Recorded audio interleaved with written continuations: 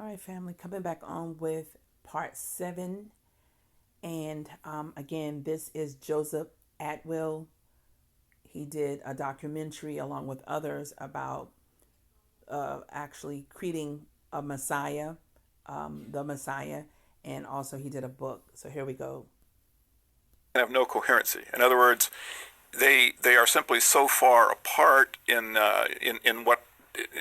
where they come from. I mean, one like a Walt Disney story with something you find written on a wall of a pyramid. You know, I mean, this context suggests that there's no connection because they're so distant historically, and how could the people be accidentally linking them up?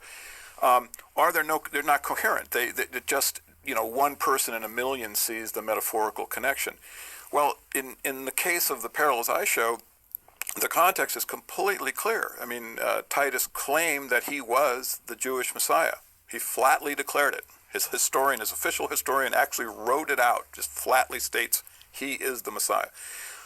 So the idea that the Gospels are regarding him as a Messiah is could not be a more coherent context.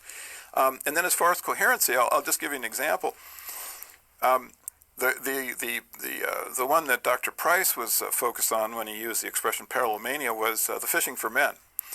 And he took the position that the metaphorical relationship between Jesus' words was self-evident. In other words, that when Jesus says fishing for men, the only thing he can possibly be talking about is going out and converting them to the new religion, right? That's what he thinks the words are self-evidently meaning.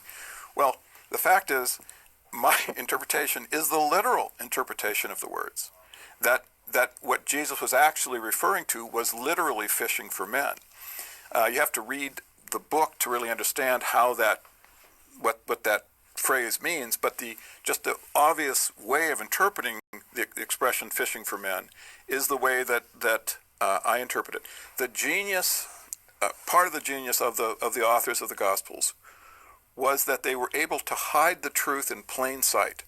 In other words, when Jesus says fishing for men, he means it literally. And when he says you have to eat of my flesh, he's not talking in the spiritual sense, but rather this is a literal expression which is referring to what events in the war in which there was cannibalism. I mean, it's a gruesome reality when you begin to actually see what the meaning of the Gospels is. But the people who wrote it had a very rough humor. I mean, they had a very, very rough humor. And one of the things that I suggest is I don't think my book really should be read by kids. I think it's just too rough. And I really don't recommend that people who are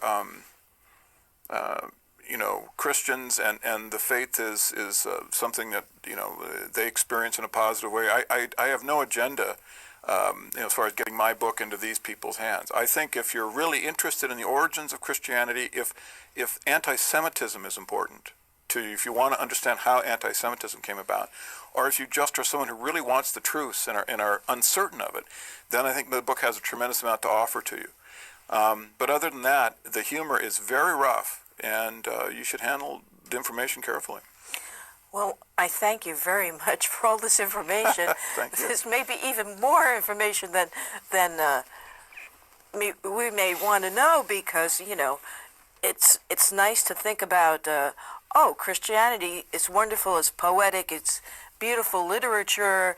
It conjures up some very interesting spiritual things.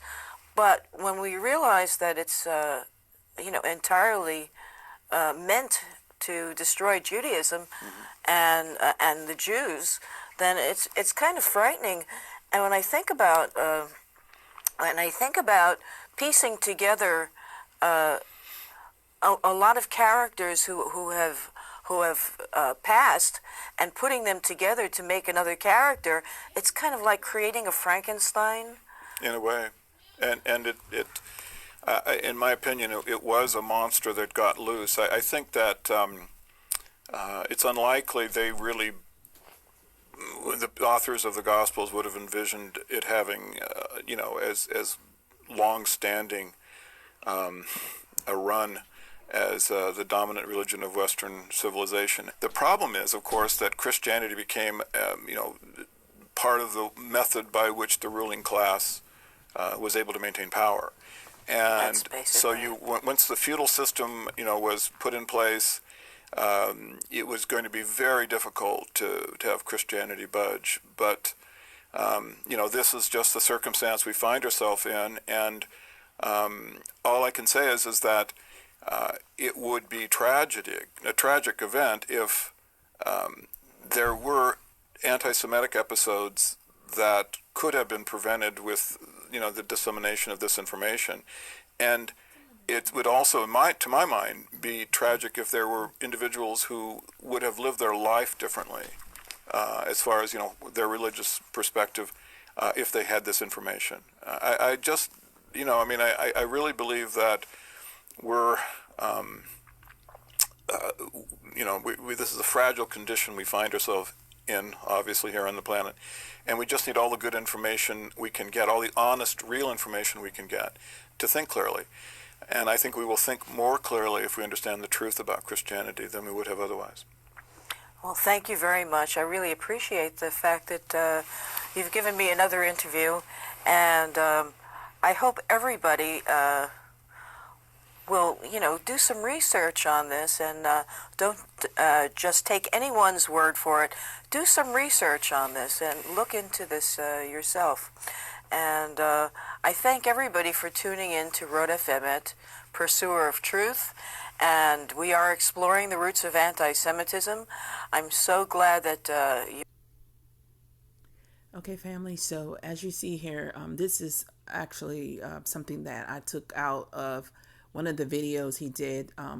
That was in the documentary, and it lines up the Old Testament, of course, with the book of Matthews, and how they connect and tie in. It's like as if they do one thing and they mimic from the Old Testament and do it in Matthew's. So it says Joseph goes to Egypt. When Joseph, the son of the 12 tribes, went to Egypt, then it says in Matthew's, Joseph, the father, the husband of Mary, went to Egypt. Then Pharaoh masqueraded boys, and then Herod wanted to masquerade would kill Jesus and kill boys. And then in the Old Testament, all the men are dead who sought your life, and the same thing was shown there, and also in Matthew's as well. The Old Testament from Egypt to Israel, same thing happened from Egypt to Israel. Passing through water, same thing happened with Jesus passing through water with the baptism. And I want to pause there because I'm not, my experience that I had when I was baptized, I'm not saying that, that it's not biblical, done by the Most High, of His direction. But, we just have to look at all aspects, right? Because when I did get baptized, I felt the cleanest ever. I felt so clean. And then I saw a Hebrew brother just got baptized some months back, and there was a light beaming down on him. It's like a path of light, when I say a line of light, or you will see, like the shadows of the light, which is beaming on him. It was 3 of them in the water, but just was on him, and he was the one about to be baptized. So there's something that we need to seek the Most High and get, more understanding of when it comes to John the Baptist. It could have been something that was tied in to everything. And like I said, I'm just presenting information. You're going to have to take it and run with it. And then it says in the wilderness, and with in the Old Testament, where we went into the wilderness, our forefathers he went into the wilderness, tempted by bread. And then, of course, he was tempted by bread and said, do not tempt God. And then that also was in that lineup with Matthew's also. And then worshiping only God. And then, of course, it says worshiping only God. So there is like I said, a documentary about 1 hour and 30 minutes that has this in there, but I wanted to show that to you all as well. So keep in mind that this, as far as Atwill, he did not say he didn't believe in God, but I can sense that something, have him to understand more about. And he did not discredit the Old Testament at all. But, I still can tell because a lot of, ones they put, Jesus as their God. And in so many ways. And when he said that, once you know what you know how to deal with it. But the whole point of the matter is that I'm, telling everyone and seeking to get further clarity and understanding about all of it as well, because I truly believe the Most High give us things in measures and also how we seek him. But it has to fit accordingly with the timing that he wants us to know. That's what I'm understanding. So again, each person going to have to seek and search and however the Most High do to get you there. I'm just presenting this, family, as I said.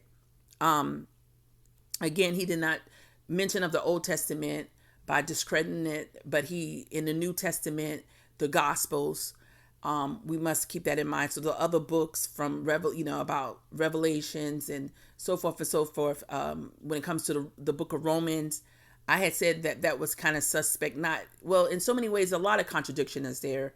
That is like one of the hardest book, and it have you to where ones want to put Paul on this status where he is just so far as when it comes to academically smart, and that he was just on another level. But the truth is that I could see some areas because when he speaks, but he put like if he is saying a scenario as if, well, if this happened, then if that happened, then this will happen. And if that happened, well, this did happen, and so when you're reading it, you lose yourself in the spill unless, right, you really just taking your time and connecting. And that, like Romans gave a lot to the other nations to be inclusive. And the truth be told is when you reading through the Old Testament, Father's telling you that he chose some people. He's like, family that he chose that above all other families, and the only family he'd known. And this part of Christianity is bringing everybody into the mix. But Isaiah 14 lines it up, and Zechariah 14 lines it up. Tell how it will fit with these strangers, which they are of another nation. Heathen mean another nation, and Gentile mean another nation. But with Christianity, of course, especially in Romans, it brings everyone and make them, inclusive into what we call salvation. And we know, as you've been studying, if you don't know, but salvation and being saved is being saved from our enemies. So if those who don't need to be saved from their enemies, then what they're needing to be saved from? And I'm talking about because they have planted this about surrounding us around Christianity, having us to wait on Jesus Christ to come back for us to be redeemed. But in actuality, when you go to Jeremiah 29, Father says that he will visit us and he will give us, he knows our expected end, and that we must cry out to him. That's what happened in the other captivities. Why it has to happen different in this captivity. So much we have actually got to a place where, again, you need to seek the Most High, and you need to visit, where you got an understanding of all things. Because what's going to happen is that everything that you're doing is that it's a possibility that you're doing it because you were told. But the truth is that I'm finding out is that by you seeking him, he start unveiling and start putting things, in your path, and for you to see it or for you to understand it. You understand? So I get it that some of you probably going to feel as though this is something that you're not ready to hear or tackle or, seek or search, because you want to stay in the same manner that you're in because it's comfortable to you. But all I can do is, just say that we need to go deeper. And this is so much because it's time for us to get together. Imagine if all our Hebrew brothers that are out on the forefront, whether they are in assemblies or churches or camps or behind the, camera, get together and work through this eschatology for us. The world gave us our eschatology in the New Testament. Not necessarily it's going to end up, they're supposed to be that way. Everything that they say is going to happen, the world have put a spin on it. They've written books about it, about end time prophecies, and it doesn't necessarily mean that it has to end up that way. Just say suppose that if Father just wanted us to cry out to him, and then he'll redeem us, right? Opposed to us waiting on someone, because from all these other captivities, he raised up a Messiah in the midst of us. But we can't not forget about, he said he will raise up David, who will be, our king, and he will be our Almighty, Most High. So I'm just putting this forth, and I pray, like I say, you get to a place of understanding for yourself.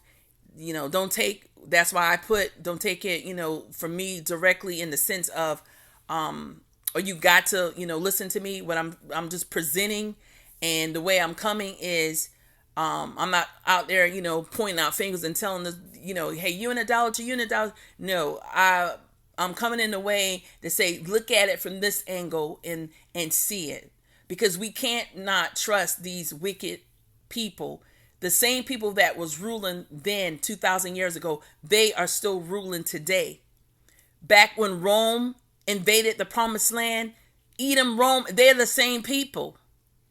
They still ruling, and then they have our writings, regardless if they call themselves Rome or Edomites or Rome, and then which the Jewish people think that the European are the Edomites and they're the Jewish people. Well, okay. However, we already know as the biblical Israelites, we are the biblical Israelites. But we got to come to a place where we need not to serve anybody else's God. We Father is not pleased, will not be pleased. And far as redemption, hey, some say, well, he's come back for a remnant, and those who will do right, then he will, hey, the Bible says he's coming back for a remnant. But I tell you what, when you look around and whoever you're following, just look at everybody who was talking about Jesus Christ. Look at everybody who give him, honor and all, and put him right there, either that he's God or he's equal to. Look at our brothers. Look at our Hebrew brothers and sisters out there doing it. You can't tell me that is not true.